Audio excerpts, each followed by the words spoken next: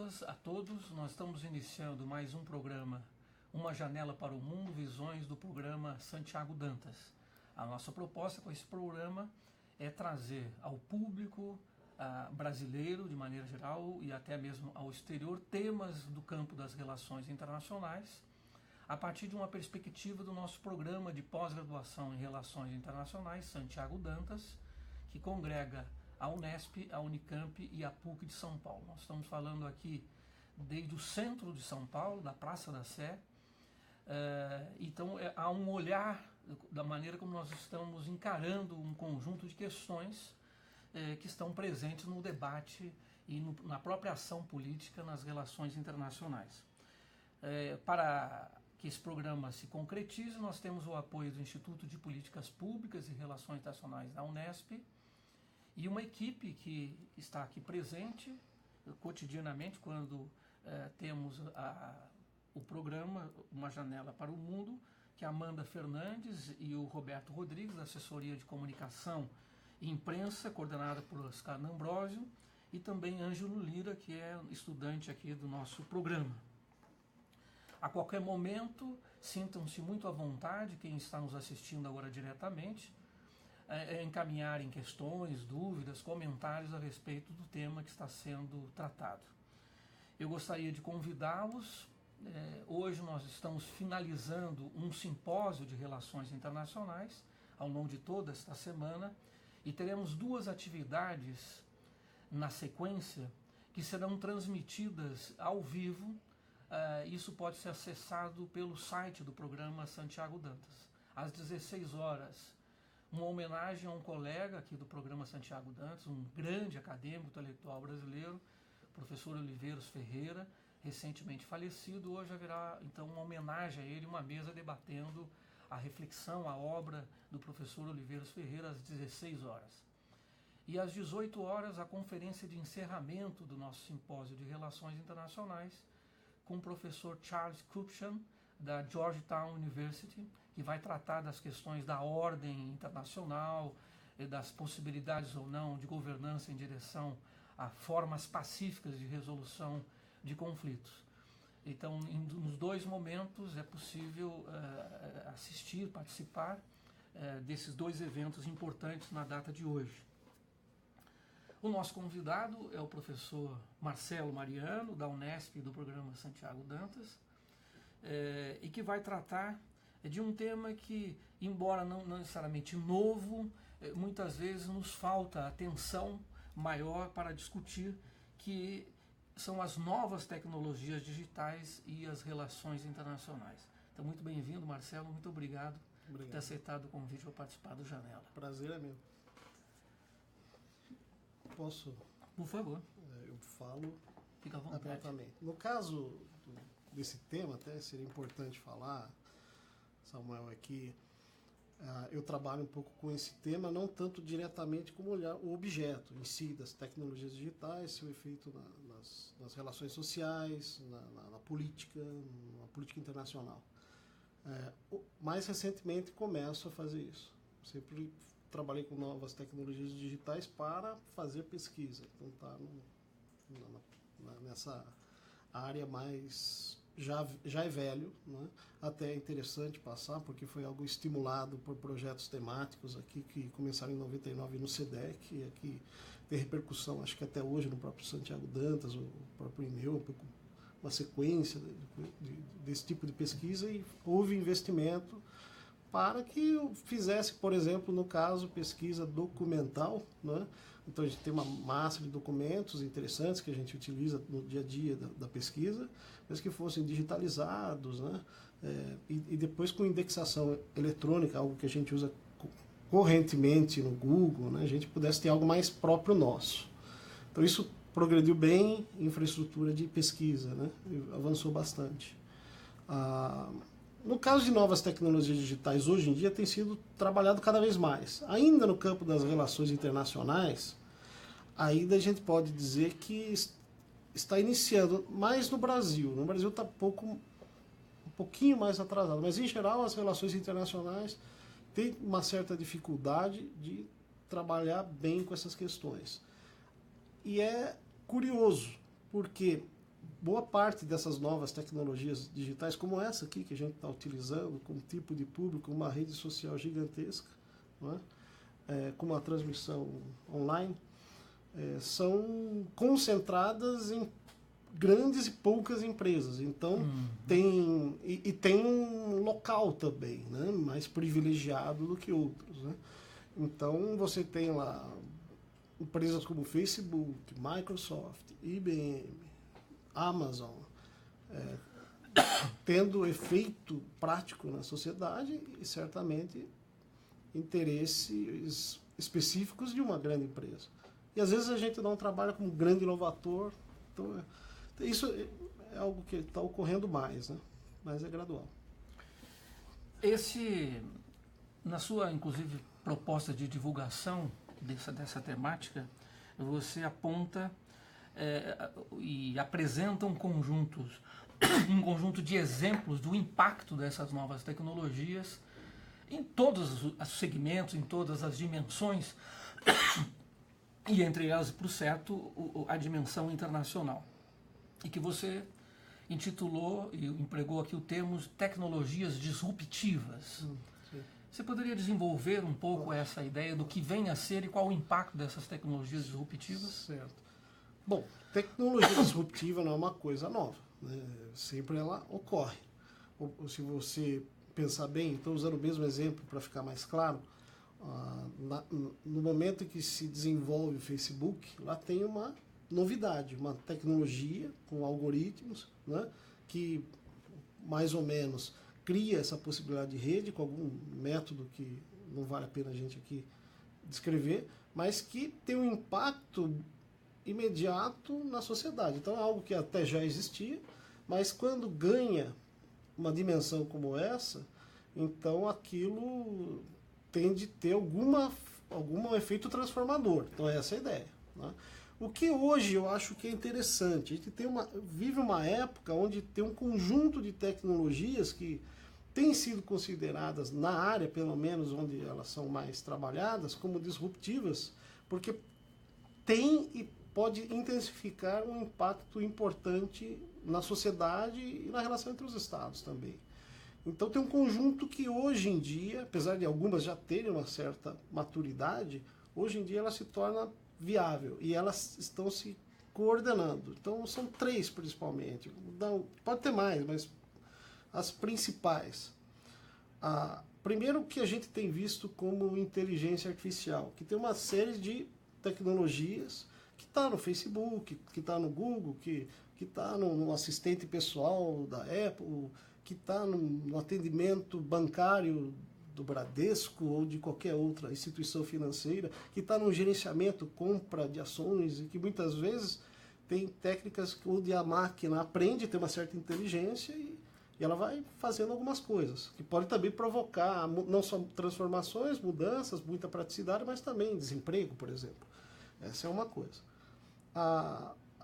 Acho que uma outra, mais outras 2 que são menos, talvez, visíveis, pelo menos no nosso âmbito aqui, não tão trabalhadas, essa é mais, a todo momento você liga a TV, você está vendo isso. Eu acho que são 2 importantes. Uma que é a tecnologia que está embutida na moeda digital, que se chama Bitcoin, que hoje está mais visível devido ao custo, né, avançando, que se chama blockchain. Não vou explicar, mas essa é aquela que pode estar em quase todo tipo de transação humana e de mecanismo para mecanismo, dando confiança nessa comunicação, porque a gente vive numa época de comunicação muito intensa, mas o problema é qual é a confiança que eu tenho nesse tipo de comunicação, e o blockchain pode ter efeitos aí. Já tem algumas coisas bem práticas, até exemplos da ONU, bastante interessantes. E uma terceira que, apesar de ter um plano nacional sendo discutido, chamado Internet das Coisas, onde não só um ser humano se comunica com o outro, mas um dispositivo se comunica com o outro, também está tendo um forte avanço. E combinado a tudo isso, a massificação dessa tecnologia. Uma coisa é você ter lá uma tecnologia de aprendizado de máquina, acho que já não é nova, mas que estava circunscrita a determinados nichos, não tinha uma amplitude. Mas quando você tem aí uma grande parte da população com dispositivos móveis interconectados com capacidade importante de processamento de dados não só na mão do usuário, mas nos servidores, a chamada nuvem, aí a coisa começa a mudar. E é o que a gente tem visto muito em vários aspectos. Então essas coisas parece que estão se combinando, né? E de uma forma muito intensa. Então, certamente já está havendo alguns efeitos. Você também havia apontado os exemplos como, por exemplo, uma tecnologia disruptiva e que impactou fortemente o campo das relações internacionais, por exemplo, o uso da energia nuclear. Energia nuclear. Né? Uma bomba nuclear, evidentemente, afetou. Agora, isso tem um conjunto de desdobramentos, né? Entre eles, por exemplo, 2 pelo menos. Um é a ampliação do fosso tecnológico entre alguns poucos países, no caso agora, quem sabe, até empresas, e outros países que estão muito distantes, mas que vai gerando, num segundo momento, a necessidade de acompanhar o mesmo nível. Sim. E sem a condição, muitas vezes, de produzir aquela tecnologia. Esse é um possível aspecto da questão. O outro é que, portanto, vai gerando uma demanda e que todos, para poder estar up-to-date, precisam resolver-se daquela maneira. Por exemplo, no campo da segurança internacional, é necessário ter esse tipo de equipamento altamente tecnológico, mas a tecnologia não é exportada, ela é garantido o segredo. Quando vem de segundo ou terceiro nível, né? Esse é um aspecto. O outro é um pouco relacionado mesmo à questão de poder. Sim. Ou seja, então, quem detém mais esse tipo de condição de desenvolvimento tecnológico está sempre à frente, portanto, tem uma capacidade de mobilização, de impulso às ações políticas de forma bastante diferenciada. Como é que você analisa esse quadro nessa conjuntura? Eu sei que isso tem desdobramentos até muito próximos, é tudo muito rápido. Mas já olhando agora, o que se pode vislumbrar de impacto no campo das relações internacionais? Sim. Bom, primeiro vamos pegar essa questão do desenvolvimento tecnológico e uma certa concentração de capital, né, de conhecimento e, portanto, de poder. Né? Isso hoje em dia tem um debate de que se isso está ocorrendo, como sempre ocorreu, então você mantém concentração em grandes grupos, mas que dominam o desenvolvimento tecnológico avançado em vários setores, ou se, por outro lado, também está ocorrendo que parte desse conhecimento nunca foi tão acessível a um ativista, por exemplo. Né? Como você vê o caso veja a relação, né? A ideia de poder difuso. Né? Então, só para dar um exemplo do que eu estou tentando lhe dizer, o exemplo do Julian Assange, né, o Wikileaks, o que ele fez que precisou de tanto capital para fazer? Não, ele tinha um conhecimento, ele tinha uma capacidade de mobilizar uma rede existente, que é essa internet bem ampla, e com esse pouco recurso, algum recurso humano, muita vontade, conseguiu, de alguma forma, impor algum tipo de constrangimento, no mínimo, algum tipo de constrangimento a grandes estados, né? Com problemas, com efeitos na diplomacia, inclusive. Né? Então, percebe que uma coisa não significa que o jogo está dado. A tendência de concentração se mantém, porque, por exemplo, estamos agora dando mais poder ao Facebook, nesse exato momento. Por quê? Quanto mais pessoas assistem a esse... Eu quero que assistam, né? Não é para não assistir. Mas quanto mais a pessoa fica nesse nicho, né? Ela está dando um controle para uma empresa só de grande parte, eu não sei agora o nível desse fluxo, mas é coisa gigantesca, né? Do fluxo de informações mundiais. Né? Então você tem um poder sendo agregado ao mesmo tempo numa empresa. Agora, um Estado também sempre esteve à frente do desenvolvimento de alta tecnologia, principalmente no setor de segurança, né, aeroespacial. Né? Mas olha que interessante, vou dar um exemplo para você. Uma das coisas que envolve tecnologias de inteligência artificial, esse tipo de coisa, é sempre o departamento... A internet vem da DARPA, né? Então, Departamento de Pesquisas no setor de segurança, da defesa dos Estados Unidos, investe nisso. Então, como exoesqueleto, robôs autônomos, e tinha uma das empresas que basta você ir na internet e você ver, que se destacavam bastante, chamada Boston Dynamics, né? Que faz uns robôs, um tipo de... meio... parece um animal, mas ele era para uso militar inicialmente, hoje eu não sei. E desenvolveu muita tecnologia. E hoje ela é do Google. É interessante isso, né? Então, não sei se depois mudou de mão. A coisa é muito rápida. A mesma coisa, você não basta dizer, olha, sempre teve muita possibilidade de um Estado menos poderoso hoje desenvolver tecnologia, investir e também poder influenciar. Sim, tá certo. Mas ainda é mais fácil um grande poder com um grande capital, agregar esse capital mesmo, né? E adquirir essas outras empresas e assim vai, como a gente vê. Então o processo de acumulação de capital muda, né? Então dá a impressão que a gente tem que tomar, não é cuidado, não é pensar que o mundo vai para uma distopia, sei lá, totalitária ou algo assim. Pode até ser que vá, mas não precisa disso.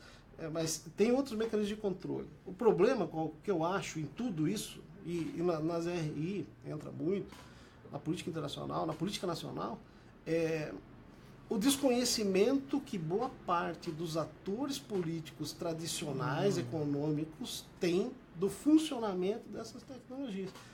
Eu mesmo, nossos alunos, é difícil trabalhar com isso.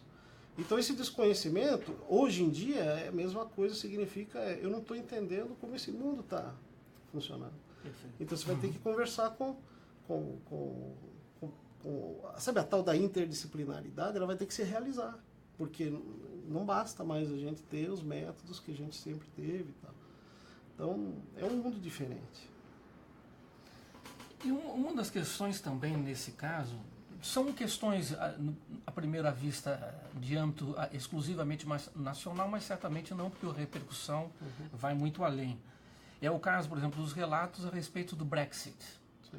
A mesma empresa que fez esse levantamento do perfil de cada eleitor fez da mesma forma para os Estados Unidos, portanto, customizando a relação com o eleitor, né? Eu estou tentando chamar de eleitor, porque talvez a configuração de como cidadão seja uma perspectiva totalmente distinta. Ou seja, é customizado, cada um recebe aquilo que ele quer ouvir e pode até mesmo induzir a agir dessa ou daquela maneira. Sim. Por outro lado, isso não provoca também uma atomização do campo da política? Sim. Ou seja, que cada um é cada um, ou dentro da sua rede, dentro do seu grupo, quem não concorda é expelido.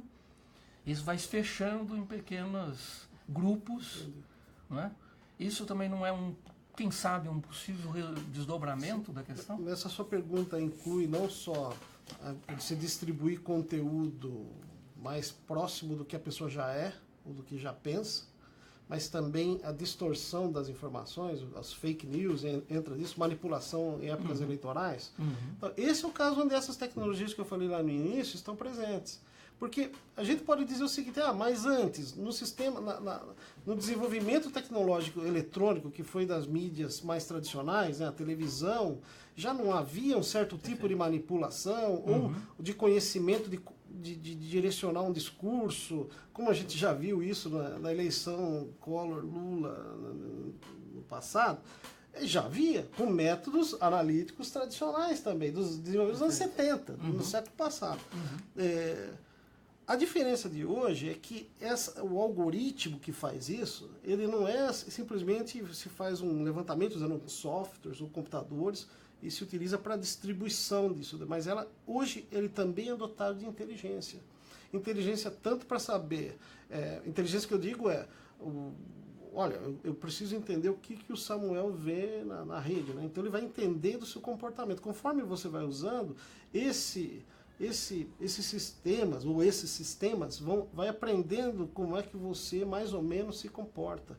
E vai ligar você talvez a pessoas que mais ou menos se comportam assim. Então você vai ter, no final das contas, e continuamente aprendendo, não é uma coisa estática. Tem alguma intervenção manual? Tem. Ajuste, tem, mas é muito automático. Essa é a inteligência que está por trás do aprendizado da máquina. Né? E na medida... Qual é o resultado? Você vai tendo um Samuel, desculpa falar o seu nome, estou usando o seu exemplo, mais próximo do Samuel. Ele tem dificuldade de ver um pouco o lado, o diferente. Então, possibilidade de outras visões. Mas, ao mesmo tempo, ele pode ser induzido pelos fake news, que são muitas vezes feitos com esse tipo de tecnologia, com robôs, né, que distribuem, então você não sabe se é uma pessoa, se não é, né, e distorcendo visões, né, principalmente em redes sociais, isso a gente está vendo. Mas não é só isso, não é só que está num poder. Aí tem uma coisa que acho que vale falar, algo que eu não trabalho tanto, mas que como qualquer análise mais sociológica de como se atua numa rede social, a rede social que a gente vê é uma rede social parcial, com método de comunicação muito limitado. Né? Então, o que acontece? Se você fala algo, ele é publicizado, né? Está lá documentado.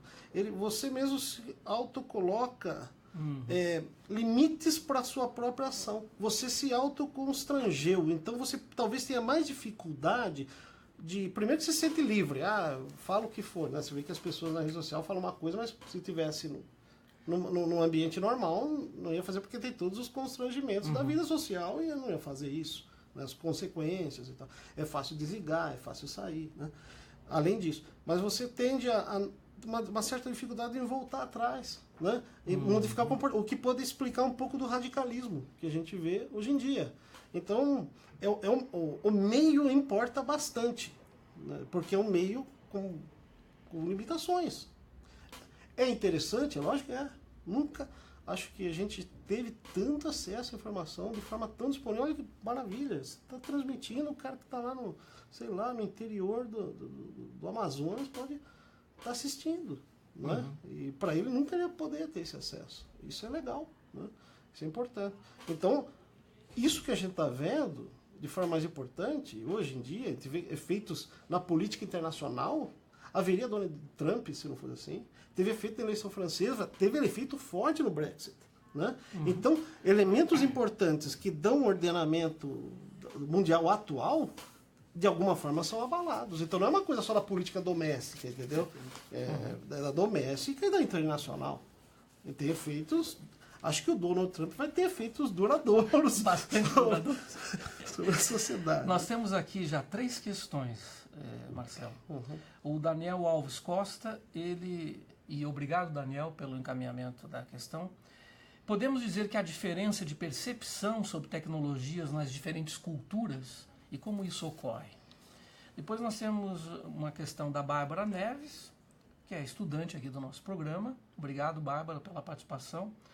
Qual o nível de vulnerabilidade dos países sul-americanos, dependentes dos servidores norte-americanos que circulam a informação para o continente? E qual seria o possível impacto da criação da rede ótica projetada pela Unasul? E o Guilherme Ferreira, também daqui. Obrigado, Guilherme.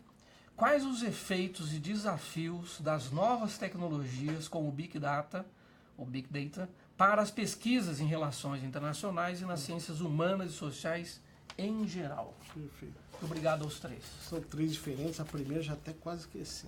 Só lembrar aqui que era a percepção. A percepção, é lógico que toda percepção que se faz, o uso da tecnologia, ele varia de lugar para lugar, de país para país. Então, essa é uma variante existente. Né? Agora, como isso ocorre, eu realmente não sei lhe dizer. Em geral,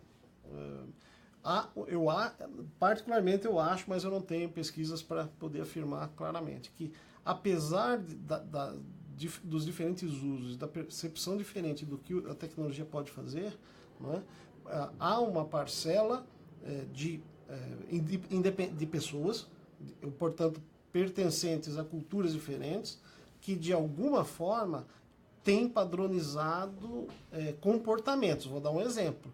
O comportamento onde o Netflix está presente. Eu também assisto Netflix, então falando para não assistir, tem coisa boa, né?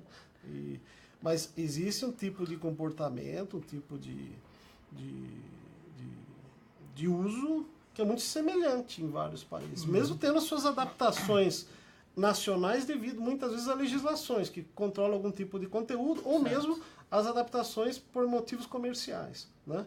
Mas você tende a ter um tipo de comportamento muito parecido em alguns os aspectos, né? Agora, qual é o impacto, ou como isso ocorre, eu não tenho condição de precisar melhor sobre isso. No caso da América do Sul, essa pergunta é interessante porque ela não é muito vista às vezes. Na Unasul, por exemplo, já teve um projeto de rede óptica, fazer um anel óptico, né? Com a ideia de que, olha, se o fluxo de informação é importante, se eu vou mandar uma informação que ela transita, ela vai para um servidor norte-americano e volta para o Brasil, ou muitas vezes vai para um servidor fora da região e volta para outro país, né? Talvez seja importante ter uma certa soberania nisso, né? Eu realmente não sei se isso é tão importante do ponto de vista da questão da soberania. Realmente não vou entrar nesse aspecto. Mas que é importante você saber ou ter um certo controle, ou mesmo não só por velocidade, por barateamento, é uma questão estratégica, meio que de Estado, né? Então, eu penso que é importante, porque também torna mais caro o desenvolvimento desse tipo de tecnologia aqui, né? Privilegiando locais onde você tem esse acesso muito facilitado, porque o fluxo é muito mais facilitado. Então, você tende a continuar nesse processo de concentração. Só um dado adicional, Facebook, Google, eu não sei se tem outra empresa, mas o que eu posso lhe dizer, essas duas empresas eu não sei se já tem ou estão construindo cabos submarinos ligando o mundo todo, mas com cabos privados deles. Então porque o fluxo é tão grande, né? Então onde ele mantém a sua possibilidade e presença. Mas é uma infraestrutura caríssima, que normalmente é feita em consórcio, esse tipo de coisa, né? Então, isso é um exemplo de... Não é uma coisa só meio que virtual. Tem algo físico passando. Então, tem essa concentração de capital muito forte e que pode ter efeitos aí políticos importantes, né? No caso de Big Data, que envolve várias dessas tecnologias, né? Eu acho que é o seguinte... Isso nas ciências sociais, ciências humanas em geral, certamente, isso está dando impacto da sociedade toda, né? Visivelmente. Na pesquisa, acredito que também. Por quê? Boa parte do grosso das pesquisas que são desenvolvidas no campo da ciência política e relações internacionais, vamos ficar nisso, né? Ou ela tem os métodos, ou combinam métodos tradicionais, às vezes algum método que vem de algo que foi desenvolvido já no século passado, né, com inferência estatística, alguns modelos, né, algumas simulações, né, então tem isso daí, mas tem uma dificuldade, apesar de alguns desenvolvimentos nas técnicas de visualização de dados, quando faz análise de redes sociais, por exemplo, né, e tem coisas bastante interessantes, combinando tudo que já se foi pesquisado. Parece que hoje em dia está tendo uma dificuldade dessas disciplinas de humanidades, né, incorporar esse tipo de tecnologia, porque parece que ocorre um distanciamento, né? Então você tem alguns conhecimentos que nos é exigido. Então tem um desenvolvimento muito forte no que a gente chama de ciência de dados, e muitas vezes a dificuldade de trabalhar conjuntamente. Eu acho que tende a um trabalho interdisciplinar de verdade, porque o cientista de dados tem todo o conhecimento, tem um instrumental, mas o que ele faz com isso? Então ele vai usar lá para vender mais, para, sei lá, pesquisar comportamento de, sei lá, da onde vem, para onde vai no metrô, esse tipo de coisa, e também pode ajudar na nossa área, né? Não importa qual o tema, mas isso acho que é uma tendência. Se houver uma preparação, né, desde baixo, assim, dos estudantes de graduação, em um olhar. Porque, só dando um exemplo, esse ano mesmo, do aula na graduação, e no primeiro ano também, né? E no primeiro ano, você pergunta assim, você já ouviu, o que você entende sobre inteligência artificial? Só para saber. Daí ele fala alguma coisa, alguns... E já ouviu falar tal termo, Big Data? Já ouviu falar? Não, às vezes tem uma meia dúzia assim que desponta, né? Mas é um desconhecimento muito grande, né?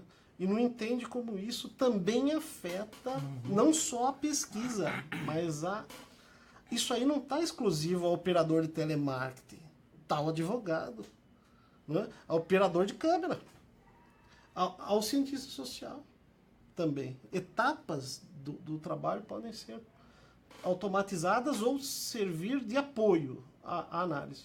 Então, a gente não tem tempo para trabalhar tanto com isso aqui, nem nada, não tem tempo nenhum. Mas é algo que certamente deve colocar nossas áreas assim meio em alerta, porque a nossa distância está ficando, parece que maior, não menor. Muito bem.